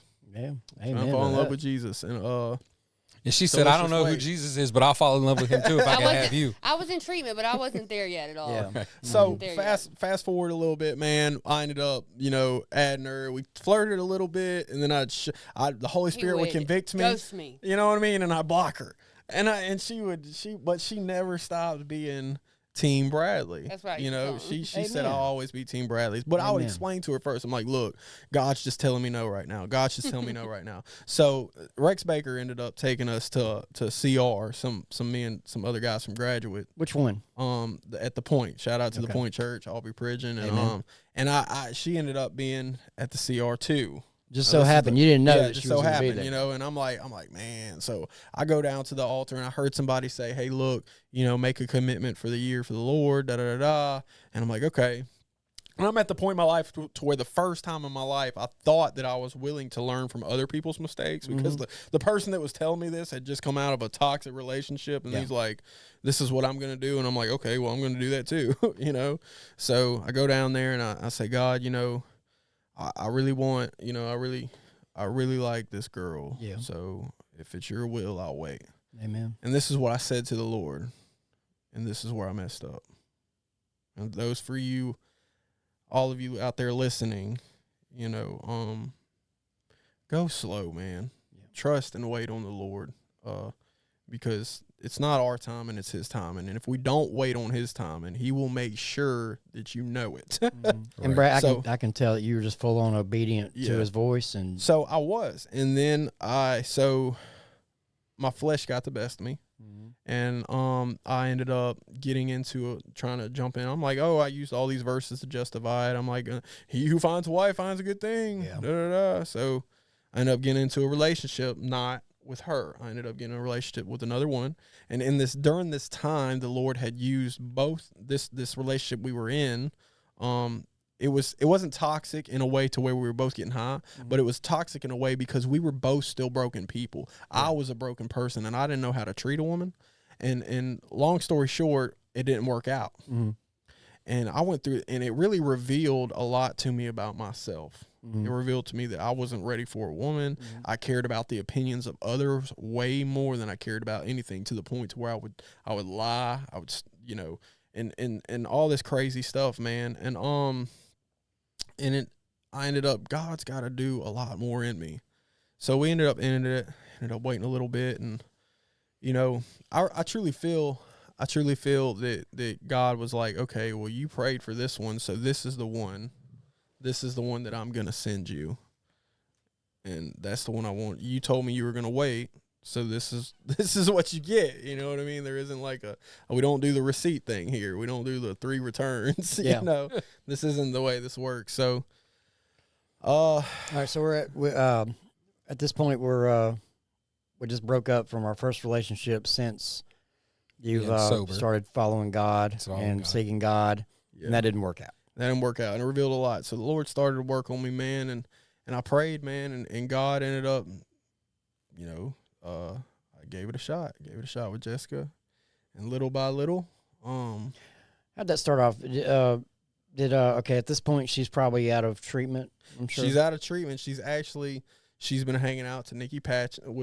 Shout out sister Nikki Patchen. We love you so much. Nikki Patchen has always been pro me and Jessica. Always team Hancock. Yeah, all the way. She was like, you need to give her a shot. Da, da, da, da, you know, so I'm like, so I decided to go ahead. Big shout out to Saving Grace. And to be honest, and I'll tell you this, when I gave it a shot, I was half heartbroken still, and I didn't know what I was doing at the time. Mm-hmm. But what I did do was listen to the one who did, which is Jesus. Oh, I know that guy. And to the best of my ability, being still a broken man and still not knowing what I'm doing, I realized this. The previous relationship, we broke up, and she told me, this was the words she told me. She said, we have to break away from each other. That way we can grow. And my response to that was this. My response was, if we have to be separated for us to grow, and we cannot grow together, we don't need to be together, because that just means us being together stunts our growth. Amen. You understand what I'm saying? Yeah, that's good stuff. We need to be able to grow in Christ together. So basically, when me and Jessica got together, we started dating and stuff. And where was your first date?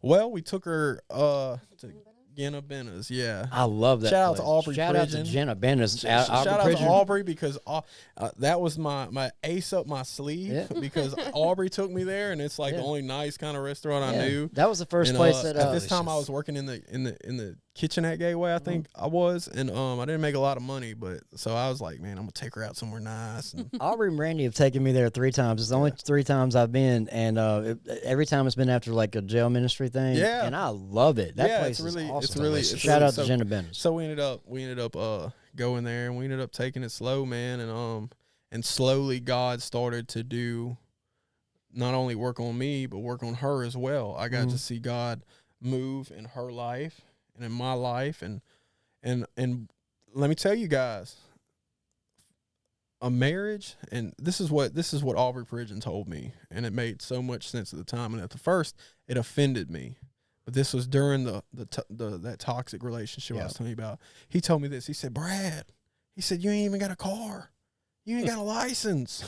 He said, what do man, you have to offer? He says, you're still kind of on some little boy stuff. You know, you have to realize that you need to be a man that a woman wants, a man that a woman needs, you know. And at first I'm like, what?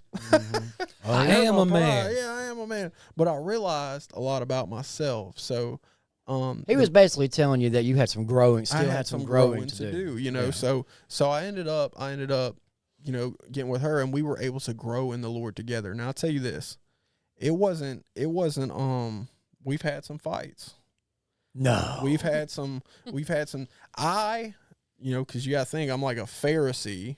Lord's working on her. You know, I've had my Pharisee moments where I'm like, thus saith the Lord, to where, you know, it's I've been judgmental, you know, but slowly along the way, God's able to remove pride from me, remove some things from her life, and be able to meet us together and grow in Christ together as a kingdom couple. And we've learned a lot together. We've been able to grow together. If there's one thing that I can say that God has done in our marriage is that we're able to come across a problem, and no matter what, we are committed to one another. We're married, and whether we like it or don't like it, whether we love each other that day or don't love each other that day, we're married, we're committed, and we're one body in Christ. Amen. You know? Amen. Let me just say this too. So at that same time I get out of friendship, I didn't have that instant like thing with God. Like I went through treatment, I got sober. I'm doing AA and NA. I go back to Celebrate Recovery because I had done it many years ago with Miss Debbie. So the day I get out of treatment, I'm at Celebrate Recovery that Monday, and I stick it out. And at the time, I was living at a sober living house as the house manager at the Fondren Sober Living Houses with Jason McCarty. I was his first house manager for his first women's house, and I was working at Tommy's Trading Post. And I remember driving my Yukon to work, like, I remember praying out loud, like, God, show me how to surrender more. Because at that time, I was still listening to Moneybag. I was still listening to that music, and I was still living there. It's the worldly stuff. You're not And trying to hang on to that world. So, but now when I came out of treatment, I instantly linked back up with some friends that were sober, that I knew in addiction, that were on that path with God. And that would be Nikki and Brandy. Those are my accountability partners. Brandy Jones and Nikki Patchins. Big shout outs to my baby And sister. Nikki at the time had just got out of Saving Grace, so she was there. You know what I'm saying? That's my prayer warrior. Yeah. And when I prayed that prayer to God, like, show me how to surrender, that's when God put it on my heart, like, stop listening to what you're listening to. Yeah. You know, stop doing that. It's very important what you let into your ears and your eyes. It really affects your Holy Spirit. It grieves the Holy Spirit. Yeah. So I slowly surrendered. And it was a work in me. And, you know, I'm not going to say it was easy because I was so addicted to the streets just as much as anything. But, so when I first got out of treatment, I was still sending cash apps to people, answering jail phone calls, doing this and that. And when mine and Bradley's relationship had kind of started, he was like, you know, you're going to have to, if we're going to go any further, you're going to have to cut that stuff out. Yeah. And, so, I mean, there is some scripture to back that up where a husband leads his wife. The household, yeah. Yeah. You know, I am not going to try to. Yeah, it just says that the man's the priest of the household. Right. And you know, it's for me and my house, we just serve the Lord. And, you know, there's this thing. And that's what God was able to show me, how to be merciful and not judgmental while he was working on her. And there were some things that I had to give up. And, you know, I'll tell you this is how you know Christ's love, because Christ's love is supposed to change you. So the way you're able to recognize Christ's love in a situation is if whatever that love is in that situation is changing you. And that love that we had for one another was changing each other. Man, that's you understand beautiful. what I'm saying? So we were able to recognize God working in that situation. So that kind of confirmed it. I'm like, okay, God. And let me tell you, you guys, man, anybody out there that's listening that's dealing with a relationship or whatever, man, just because it goes south doesn't mean it isn't God's will. Right. Just because it goes south, you're going to have days to where if you have built this relationship on emotions, you have built it on the wrong thing. Yeah. If you built it on Christ, you built it on the right thing. And man, I tell you, you know, it's a struggle. Yeah. It's a struggle. And look, I'm 46 years old. I've never been married, man. I just pray that, you know, if and ever I do get married, I hope it's, you know, just like what y'all got, because y'all definitely kingdom couple, and I'm talking about very much in love. And every time I see y'all out, and we're very close. You and I and Jessica, we're brothers and sisters in Christ. Y'all are part of my tribe. And I love y'all dearly. But when I see y'all out in public, and when I see y'all at our events, and when I see y'all at CRs and stuff, man, y'all just, when y'all walk in, y'all bring that light of Jesus with y'all. And when y'all are separate, y'all still have that light. But when y'all are together, it's just beaming. And you know, I catch myself, you know, looking over at y'all, praising together and praying together, just like the other night, and it's and tears, and you know, and it's beautiful. I mean, that is what God had intended for us to have in a marriage. You know. Yeah, and this is another one of those stories where, like, so many people out there, which I think this is kind of one of the big takeaways for the Black Sheep podcast as a whole, is there's so many people out there that feel like, well, I've done this and I've done that and God can't use me. And all of us Black Sheep are just living proof that it doesn't matter where you've been or what you've done, you know. And if you don't, I mean, yes, okay, we can read the Bible, we can look at the disciples. They were not the bestest of guys, you know what I mean? And Jesus hung out with the thugs, exactly. That's it, man. So what I'm saying is, like, he chose those, but like it's easy to read that book, quote unquote book, and be like, meh, okay. But hearing stories like y'all is living proof that God will use anybody. Yeah, and I just love it when it comes through like this, because like God literally recruits from the pit. He does. Let me say this. So my first God, like, aha moment being sober. Okay, so aha moments. Aha moment. You know what I'm saying? That God wink moment. Yes. I had 8 misdemeanors piled up on me in Hinds County, and me and Brad were just dating, but he went to the court with me, and I was probably a year sober. I was the house manager at the Sober Living. I was going to AA and NA meetings and CR. I had paid $1,000 for a lawyer. The lawyer had COVID. So I took an email up there, printed off, said, hey, my lawyer has COVID. Can you reschedule me? The judge in Hinds County looked at me and said, we're going to continue without your lawyer present. Raise your right hand. I was like, oh, man. Dun, dun, dun. Was this Judge Reynolds by chance? I don't remember. It was an older It's not, white but I gentleman speak in to Hinds Judge County. Reynolds every single day. It was an older white man in Hinds County. Misdemeanors, 8 misdemeanors. No simple 8 misdemeanors, like trespassing, stolen vehicle times 3. You know. Anyway, so I raised my right hand. He was like, he looked at me. He said, "How long you been sober?" I was like, "A year." He said, "What are you doing?" I said, "House manager." He said, "What meetings you go to?" I was like, I listed all the meetings I go to. He said, "In my courtroom, I feel like you should be rewarded for turning your life around and staying sober." And he threw out every one of those charges. I can almost 100% misdemeanors. guarantee you that was Judge Reynolds. He threw out 8 of them.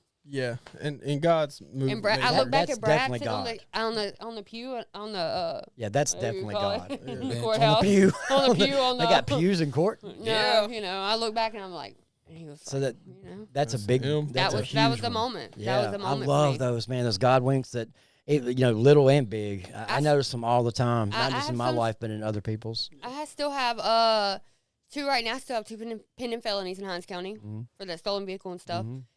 The last continuance on the court date was not this past November, but the November before. So it's been over a year now. There's no court date in the system. The charges are God. still there, but there's Nothing no but court date in God. the system. Nothing but God. Nothing but God. And see, know what I'm saying? and we've had. I can tell you, we've seen God has allowed us to see days that we never thought we would. I see, never you thought know, I'd be like where I'm at now. Working at a treatment center too. Where do you work? I work at Defining Wellness. What do you do there? I'm a client support specialist.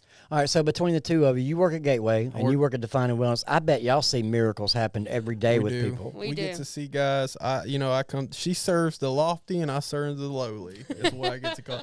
See, her That's rehab, awesome. her That- rehab yeah. costs $32,000 It's a month, and my rehab, I'm It's lucky like yin if and the yang guys sitting go right get here. it, you know It's what I like mean? yin and yang. But But I love it there. yeah, she you know, like I said, man, both of us, we both work in treatment. We get to see, God allows us to see lives changed. And, you know, we both are attending Belhaven University right now. What are you going for? I am going for, I'm about to graduate, actually, with an associate's in biblical studies. Amen. And continue on to psychology with Christian concentration. That's the goal? Yeah, that's the goal. Maybe I'm debating on whether I think the Lord's been really laying it on my heart to continue in theology, because you're so good at it. I really want to go to RTS, Reformed Theological Seminary. A lot of my buddies went there, and it's just kind of a dream, but you only go there for a master's. So I'm hoping the Lord. Well, I'm praising and believing for it. If any of my listeners, if you get an opportunity to see my brother Brad do a devotion anywhere or preach, or it is definitely worth it. That boy brings the fire with him. I'm telling you, and it's amazing to watch him. Yeah, and man, she she gets to see lives change, and actually here recently. Okay, so here recently, so I've been there 7 months working. Usually the clients on Sundays watch Pine Lake Live on TV. Yeah. The past 2 weeks, me and Brad have gone in on Sunday mornings, and Brad's done the sermon. We've done worship, and it's just been so amazing. The feeling in general, it's just been so amazing. Yeah. But we ended up. You have to talk to Danny about that. Listen, I've seen people come to Gateway in broken conditions, man, and God has brought unto remembrance all the situations that I've been in. God has allowed me to be on the other side of that situation. So put to you like this: the same Greene County caseworkers that I would run out into the hall to speak to are the same ones that call me every day trying to get somebody else out of prison. So you got elevated. The same exact ones. You know what I mean? So you got elevated to a position. Yeah. I ended up starting off in the kitchen, and now they ended up promoting me to program manager. And it's a crazy story about that. I tell you guys, wait on the Lord, especially when it comes to your calling, because I got offered a job with Youth for Christ on Mississippi Gulf Coast, where I'm from, and I thought it was of the Lord. I was like, okay, God, this is what I'm going to do, and I was going to leave Gateway. So the very day that I was going to go and tell them that I was going to leave was the very day they called me upstairs. They called me before I could go up there, and they said, hey, we're promoting you to program manager. And I said, well, the God, that's got to be you, Right. Yeah. So, I ended up doing, I do all the intake, all the MDOC, a lot of the classes, and stuff like that. But I say all that to say this, what the enemy meant for evil in your life, God meant for good. Amen. He will turn a mess into a message, and and a test into a testimony. And that's certainly true. It sounds real cool, but I went from trying to Gateway ended up getting me out of MDOC. Now I'm getting people out of MDOC. That is nothing but God, dude. You see what I mean? Yeah. And that's almost like Joseph, man. Yeah. So Joseph, he was a prisoner, and the next thing you know, he's Pharaoh's second in command, and man, that's just that's beautiful, dude. That's right. Nothing but God. And man, I tell you, here lately, we've been able to kind of combine our efforts a little bit. She's come to Gateway a couple times, and I'm hopefully going to be able to do the same. Yeah. So y'all aren't even a power couple. Y'all are a kingdom couple. Man, that's what y'all are. Y'all are making kingdom moves, and we try. Yeah. We try. It's Jesus. Man. It's Jesus, man. That's awesome, man. I can't believe that we've sat here for almost 2 hours. I mean, having this conversation. My kids are probably out there ready to pull their hair out, but we'll definitely have to do a part 2 to this, because I'd love to hear more stories I'd like to bring y'all back just to hear stories of other people that y'all witnessed, at Gateway and at Defining Wellness, and we can do that some other time. But to wrap this up, Palmer. Yeah, I just want to say that, like I said before, it's awesome to find people that have truly been in that pit, that have been elevated not only out of the pit, but are going back into that pit and helping people every day. It doesn't matter who you are or what you've done. God can use you, and He wants to.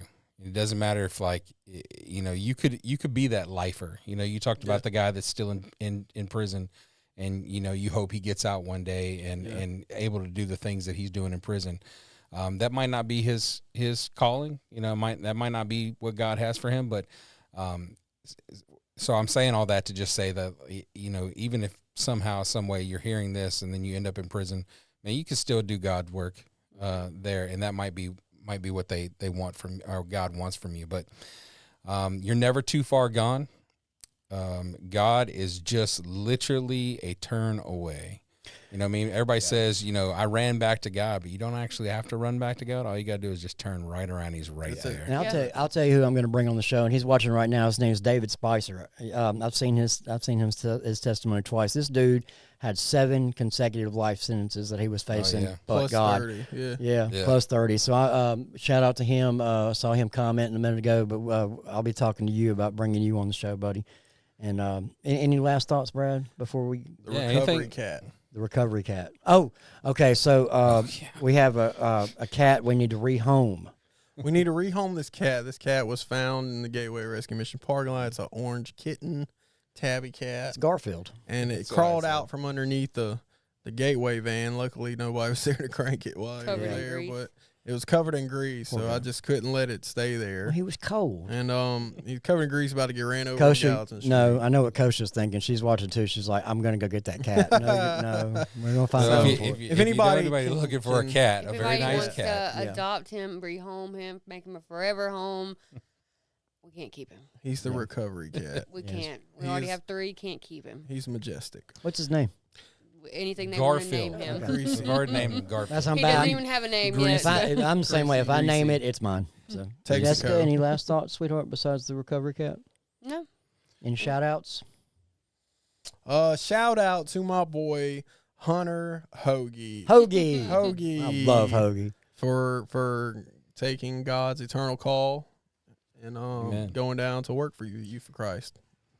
That's awesome. To the Gulf Coast. So I don't really have any shout outs. You better talk to your sister Nikki. You know she's watching. She's gonna watch it. I really couldn't have made it this far without Nikki Patchins and Brandy Jones. For sure. The 3 Musketeers. We are the 3 Musketeers. We in the early recovery, we were everywhere together. You name it, we were there. That's really about it. I graduate drug court in 6 months or so. Praise God. Well, guys, I know this has been a rather long episode, but we sure appreciate y'all hanging around with us. Continue to show the love and support for not only the Black Sheep podcast, but also Audio Alchemy. If you need a podcast home, please contact Danny at Audio Alchemy.